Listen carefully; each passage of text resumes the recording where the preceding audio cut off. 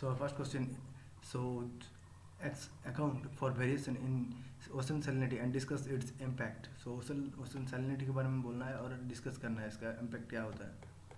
तो answer is first answer, best answer is it is salinity is a measure of Arun Tomar who also discussed.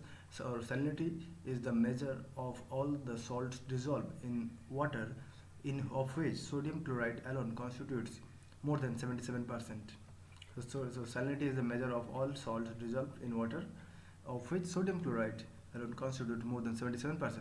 It is usually measured in parts per thousand ppt and the average ocean salinity in 35 ppt. So it is usually measured in parts per thousand ppt and the average ocean salinity is 35 ppt. Please remember 35 ppt is the average salinity of the ocean. And how do we measure? It is measured in ppt, parts per thousand, not million, not billion. It is parts per thousand. Okay, and 77% ocean constitutes, and sodium chloride now here important. So factors affecting of salinity. The rate of evaporation is one of the important factors.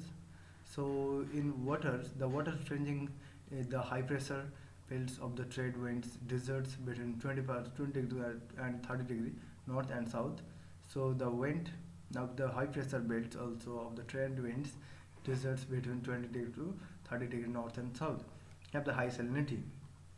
And please remember here high pressure belt and trade wind is important in 20 degree and 30 degree north and south have high salinity because high rate of evaporation, whereas temperate oceans have lower salinity, and temperate ocean have lower salinity, and here we have 20 degree to 20 degree and 30 degree the north and south, there is high salinity is seen because high evaporation rate.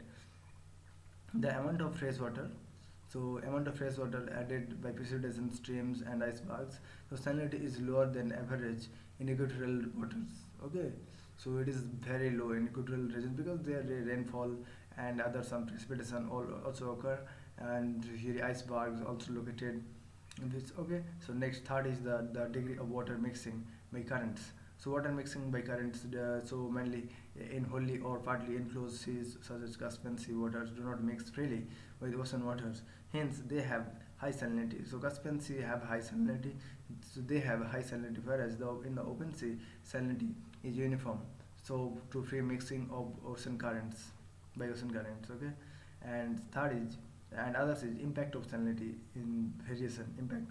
So density difference lead to, so ocean's density difference lead to formation and circulation of ocean currents, and thermocline pressure which controls the climate of the planet, and it controls through thermocline circulation the mechanism by which the oceans store and transport heat.